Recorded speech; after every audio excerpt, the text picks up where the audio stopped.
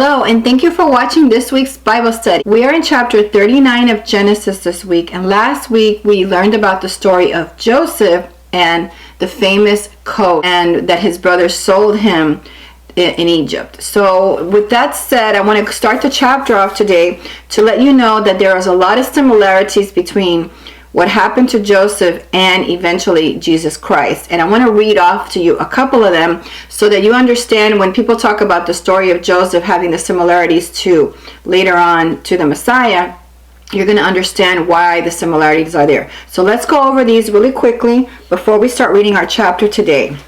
The first one is, he is the object of his father's special love. He had promises of divine exaltation. He was mocked by his family. He was sold for pieces of silver. He was stripped of his robe. He was delivered up to the Gentiles. He was falsely accused. He was faithful amid temptation. He was thrown into prison. He stood before rulers. His power was acknowledged by those in authority. He saves his rebellious brothers from death when they realize who he is. He is exalted after and through humiliation. He embraces God's purpose even though it brings him intense physical harm. He is the instrument God uses at the hands of the Gentiles to bless his people. He welcomes Gentiles to be part of his family. He gives hungry people bread. And last but not least, people must bow their knee before him. So a lot of the things that I just read to you, you have seen some of them already taking place in the story of Joseph in Genesis. And today you're going to see some of those unfolding as well. So I'll link below the website that I got my notes on for that particular area of the Bible. There's several other websites out there that list even more, but I can't go into a 30-minute video listing them all out. So with that said, you can do some research for yourself. I'll link that below. But let's get into chapter 39. It gets really interesting, and I just love every time that we can compare to what happened in the past, which will eventually link us to Jesus Christ in the future. And that's what we read the Bible for, because we want to know more about God and who God is and why he decided to come as a man and give us mercy and grace for our sins. So grab yourself a cup of coffee like I have, and let's sit down and get into the word today. Chapter 39. And Joseph was brought down to Egypt, and Potiphar, an officer of Pharaoh, captain of the guard, an Egyptian, bought him of the hands of the Ishmaelites, which had brought him down thither. Number 2. And the Lord was with Joseph, and he was a prosperous man, and he was in the house of his master, the Egyptian. All right, let's talk a little bit here between the contrast between this chapter 39 and chapter 38, which we read about, which was the story of Tamar and Judah. So chapter 38 contrasts the immortal character of Judah with the moral character of Joseph. Judas lacked integrity, which resulted in family strife and deception. Verse number 3. I got lots of notes for you today. Okay. And his master saw that the Lord was with him. Now look at this part where it says, and his master saw that the Lord was with him. So it's like he was favored in any way that he was. He was always favored. And people take notice of people who are always getting blessed, who are always getting favored by God. And the Lord made all that he did to prosper in his hand. So people took notice that God was blessing this guy. And Joseph found grace in his sight.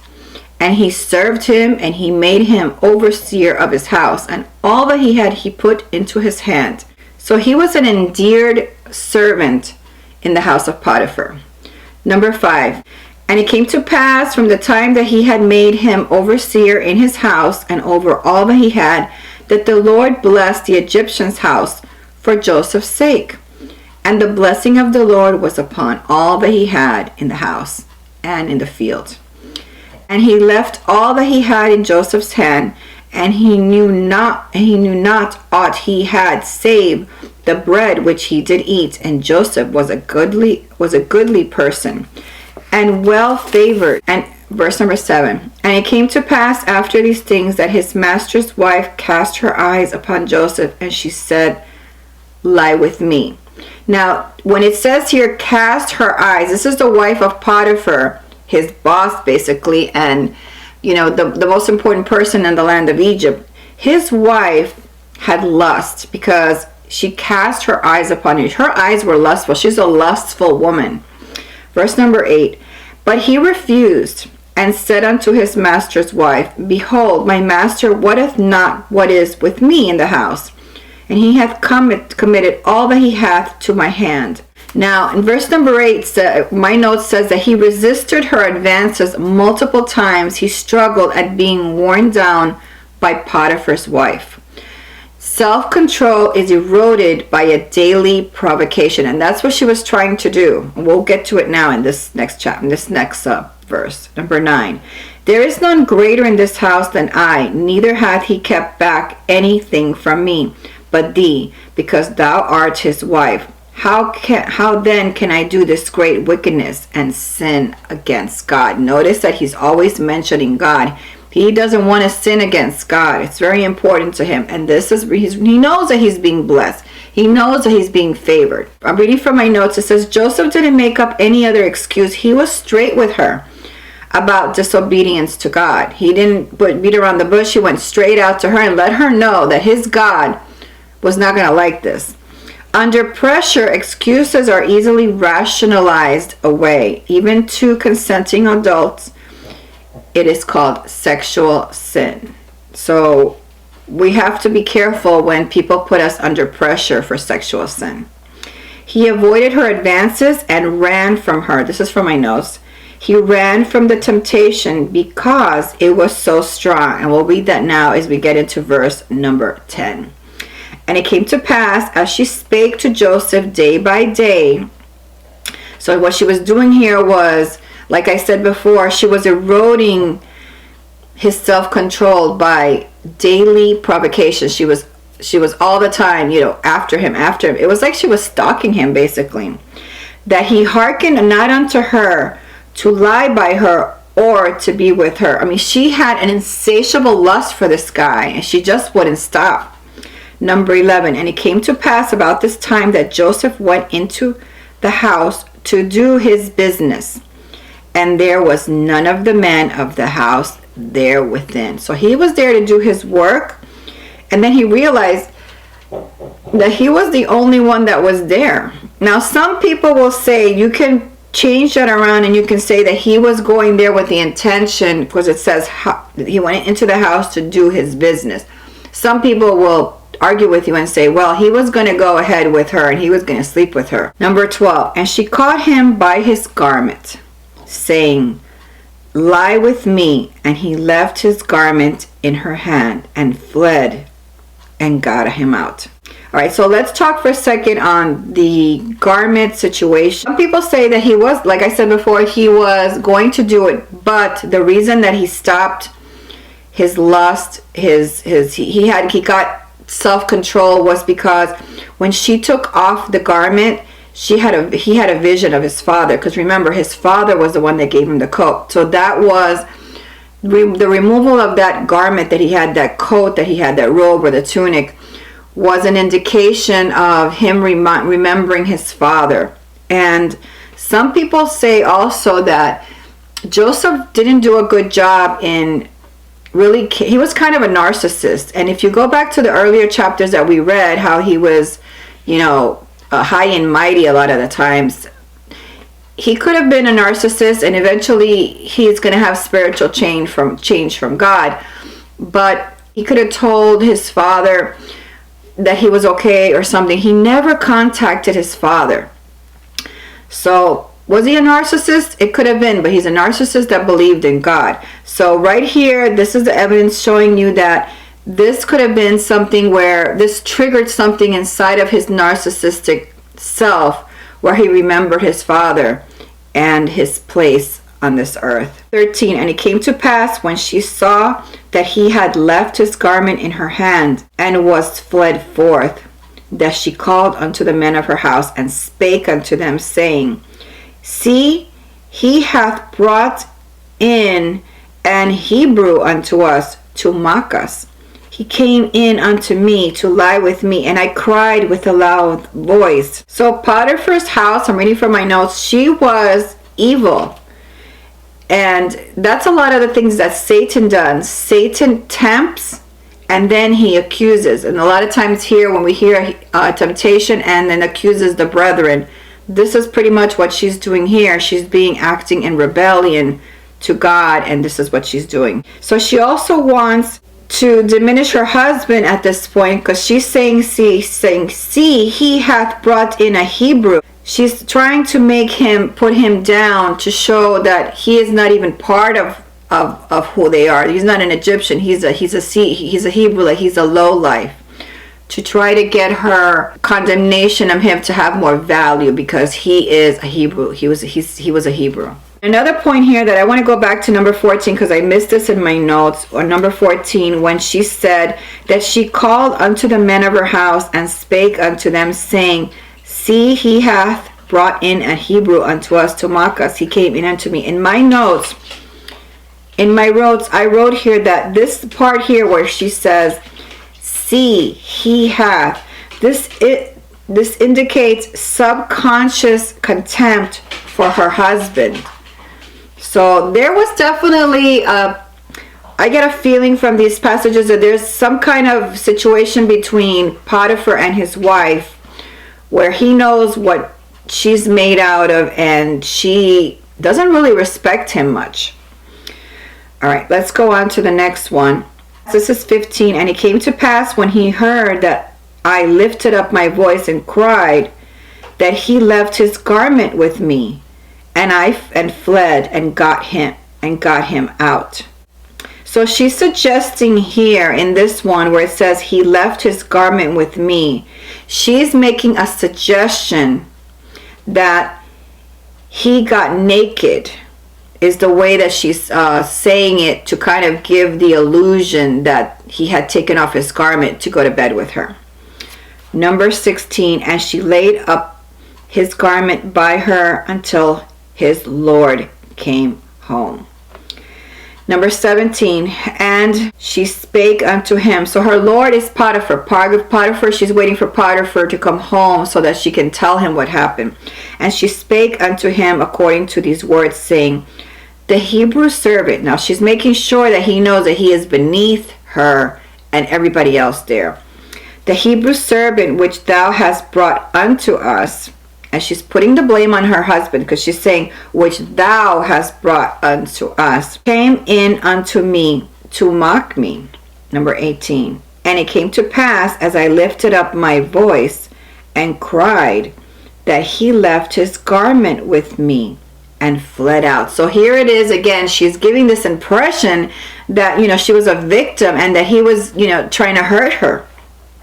Listen to how this is the way that she speaks with such deception. Number 19, and it came to pass when his master heard the words of his wife, which she spake unto him, saying, after this manner did thy servant to me, that his wrath was kindled. Now, in my interpretation, and a lot of people, we believe that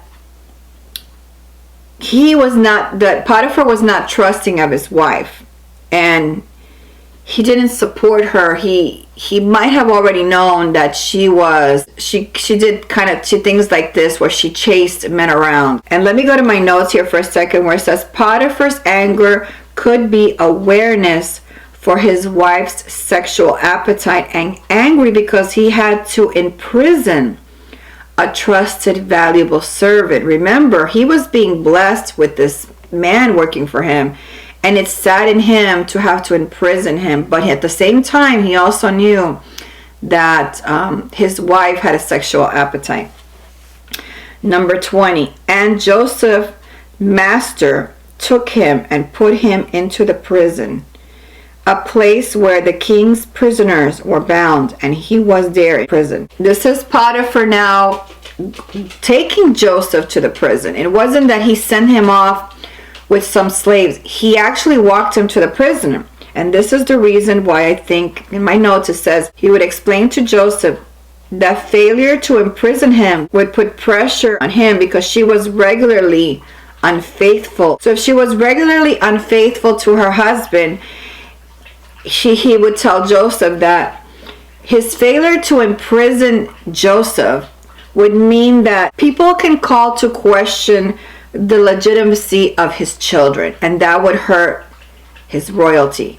So he probably did that when he walked him and tried to explain to him what was going on. Verse 21, but the Lord was with Joseph and showed him mercy and gave him favor in the sight of the keeper of the prison. In my notes, I wrote that Joseph's diligence and positive attitude turned his situation around. God can reverse overwhelming odds. So here he was put in jail again. His situation didn't look good. It didn't seem good.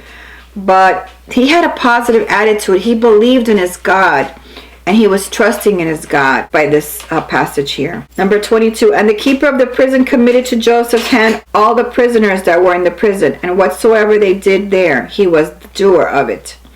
23, the keeper of the prison looked not to anything that was under his hand, because the Lord was with him, and that which he did, the Lord made it to prosper. So here is this Hebrew that is prospering. He's getting ahead. I have here in my notes that Joseph focused his attention on God rather than to make himself look good. And that's probably why God was blessing him, because he was always lifting up God in the eyes of everybody. He was always mentioning God and talking about God. So he became a prisoner of high social status. This is where he was put in. This is where Potiphar put him. He put him in a part of the prison where people of social status were in prison. So he wasn't down with the worst of the people.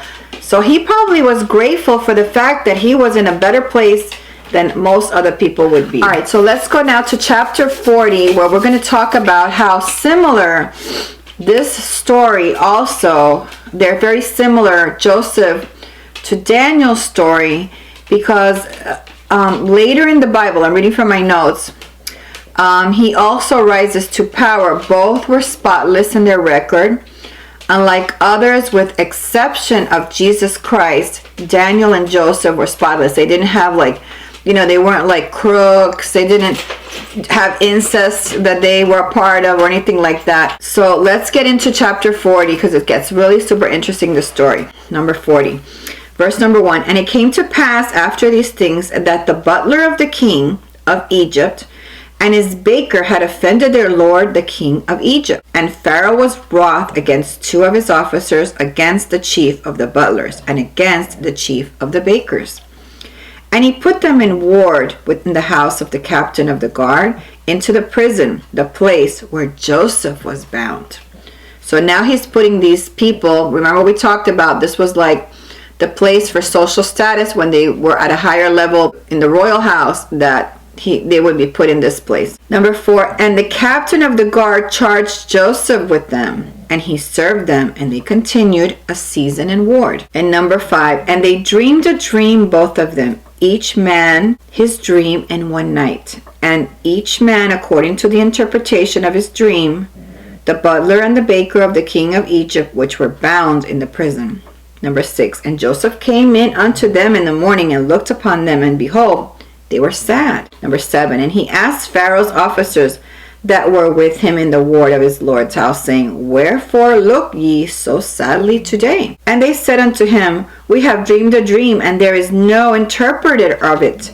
And Joseph said unto them, do not interpretations belong to God? Tell me them, I pray you. See how he's always referring to God. He's always lifting God up. Every time that he opens his mouth, it's always about God. Number 9, and the chief butler told his dream to Joseph, and said to him, in my dream, behold, a vine was before me, and in the vine were 3 branches, and it was as though it budded, and her blossoms shot forth, and the clusters thereof brought forth ripe grapes. Number 11, and Pharaoh's cup was in my hand, and I took the grapes and pressed them into Pharaoh's cup, and I gave the cup into Pharaoh's hand. 12, and Joseph said unto him, this is the interpretation of it. The 3 branches are 3 days. Yet within 3 days shall Pharaoh lift up thine head, and restore thee unto thy place. And within 3 days shall Pharaoh lift up thine head, and restore thee unto thy place, and thou shalt deliver Pharaoh's cup into his hand, after the former manner, when thou wast his butler. Number 14, but think on me when it shall be well with thee, and show kindness, I pray thee, unto me, and make mention of me unto Pharaoh, and bring me out of this house. For indeed I was stolen away out of the land of the Hebrews, and here also have I done nothing that they should put me into the dungeon. When the chief baker saw that the interpretation was good, he said unto Joseph, I also was in my dream.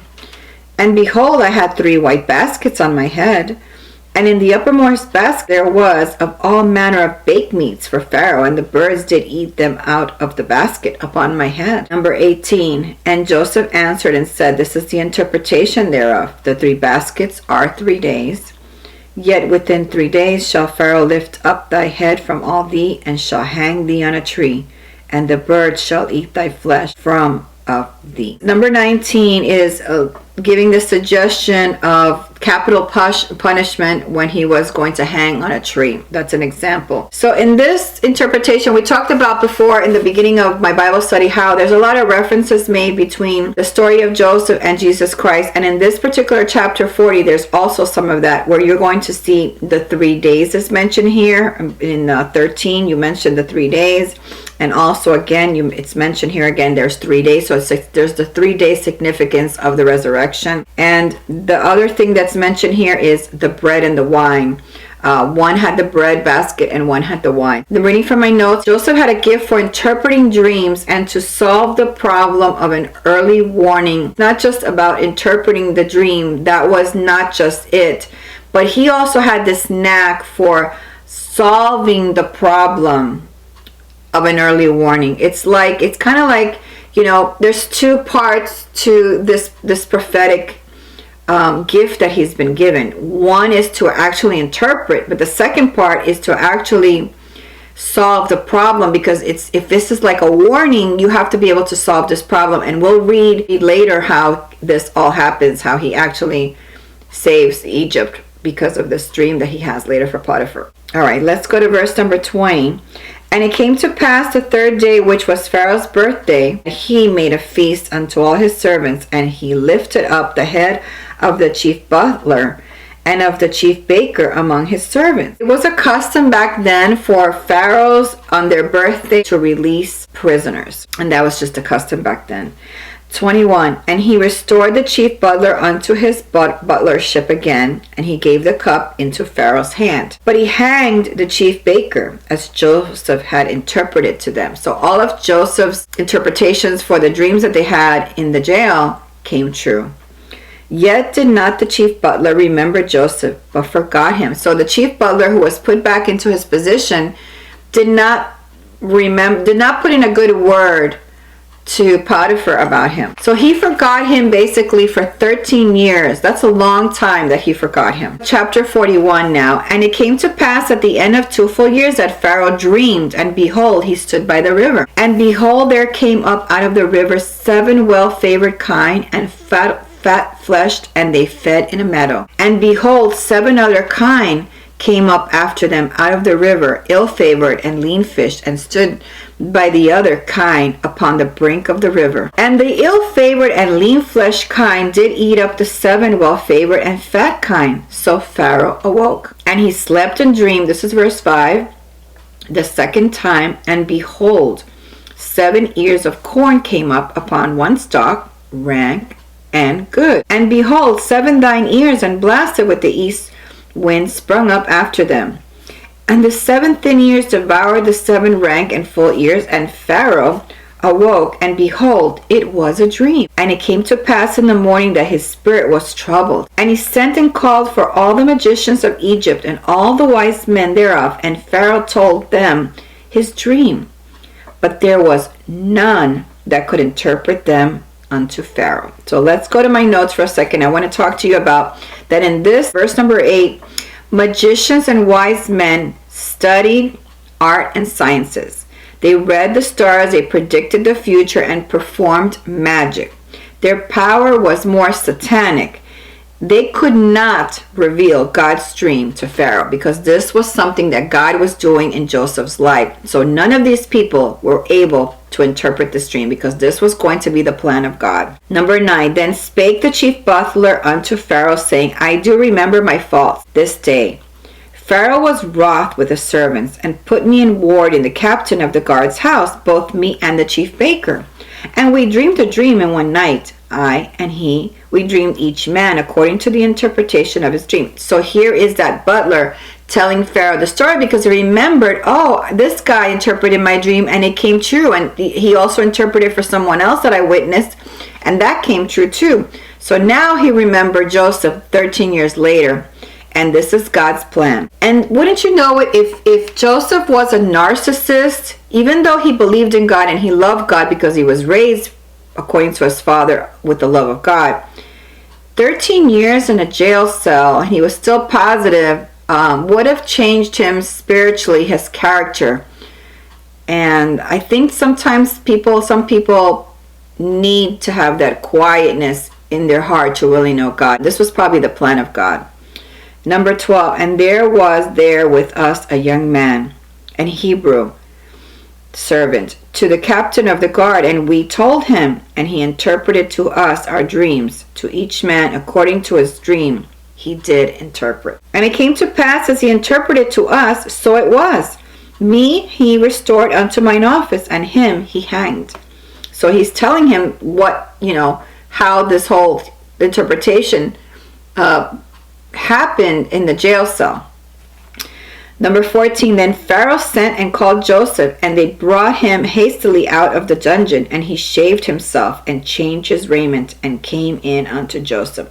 So back in the day, it was a custom to be cleaned up before you came up unto Pharaoh. To be in the presence of Pharaoh, you had to be totally cleaned. Joseph was waiting, this is from my notes, was waiting on God because of his relationship with him even during the difficult time. Let's go on to verse number 15. And Pharaoh said unto Joseph, I have dreamed a dream, and there is none that can interpret it, and I have heard say of thee that thou canst understand a dream to interpret it.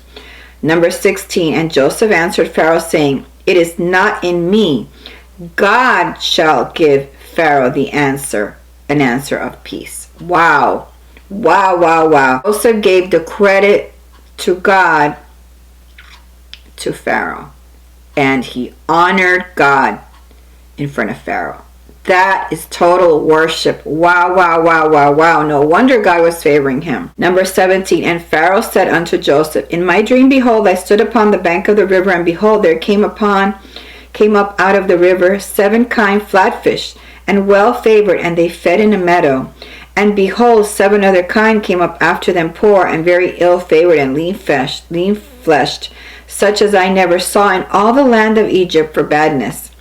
20, and the lean and the ill favored kind did eat up the first 7 fat kind, and when they had eaten them up, it could not be known that they had eaten them, but they were still ill-favored as at the beginning. So I awoke, and I saw in my dream, and behold, 7 ears came up in one stalk, full and good. 23, and behold, 7 ears withered thin, and blasted with the east wind sprung up after them. 24, and the thin ears devoured the 7 good ears. And I told this unto the magicians, but there was none that could declare it to me. And Joseph said unto Pharaoh, the dream of Pharaoh is one. God hath showed Pharaoh what he is about to do. So notice in verse 25, and Joseph said unto Pharaoh, the dream of Pharaoh is one. God hath showed Pharaoh what he is about to do. So he's also giving the glory to God and saying, God is working through me. This doesn't come from me. This comes with God. God is the one who is showing me and giving me the interpretation. He's putting all the glory on God. Number 26, the 7 good kind are 7 years, and the 7 good ears are 7 years. The dream is one. And the 7 thin and ill-favored kind that came up after them are 7 years, and the 7 empty ears blasted with the east wind shall be 7 years of famine. This is the thing which I have spoken unto Pharaoh. What God is about to do, he showeth unto Pharaoh. So he starts putting God again. He's giving the credit to God because God is working through him. He's just a vessel. He's telling him that God is the one who is doing this. Number 29, behold, there come 7 years of great plenty through all the lands of Egypt. And there shall rise after them 7 years of famine, and all the plenty shall be forgotten in the land of Egypt, and the famine shall consume the land.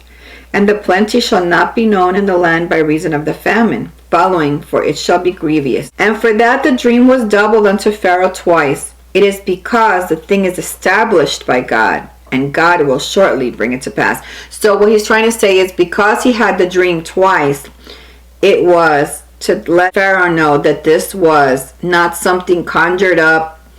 It wasn't. This is actually a plan. So when you have a dream twice of the same situation, that means that it's God's plan coming true. 33. Now therefore let Pharaoh look out a man discreet and wise, and set him over the land of Egypt. Let Pharaoh do this, and let him appoint officers over the land, and take up the 5th part of the land of Egypt in the 7 plentiful years. And let them gather all the food of those good years that come, and lay up corn under the hand of Pharaoh, and let them keep food in the cities. And that the food shall be for store to the land against the 7 years of famine, which shall be in the land of Egypt, that the land perish not through the famine. So this was wise planning. This is what the glory of God is doing for Joseph. He is helping Joseph to be a blessing to Egypt. 37. And the thing was good in the eyes of Pharaoh, and in the eyes of all his servants. And Pharaoh said unto his servants, can we find such a one as this is a man in whom the Spirit of God is? So in my notes, I wrote here that those who know you should be able to see God in you through your words, your merciful acts, and wise advice. This is a wonderful compliment, is people are able to see those traits in you like they were in Joseph. And Pharaoh said unto Joseph, for as much as God hath showed thee all this, there is none so discreet and wise as thou art. 40. Thou shalt be over my house, and according unto thy word shall all my people be ruled. Only in the throne will I be greater than thou. Wow. Think about this. This is a Hebrew that was lifted up to be second in command, and he was in jail before that. Wow, wow, wow. Look at the things that God can do in our lives. He can take things that look helpless 1 minute and your whole life can change. When you serve God, this is from my notes, serving God in undesirable positions while he moves you into the desirable position. At 17, he was sold. At 30, he became second in command. And for 13 years, he was a slave and a prisoner. So that's how wonderful God is. And number 41 reads, and Pharaoh said unto Joseph, see, I have set thee over all the land of Egypt. And Pharaoh took off his ring from his hand, and put it upon Joseph's hand, and arrayed him in vestures of fine linen, and put a gold chain about his neck.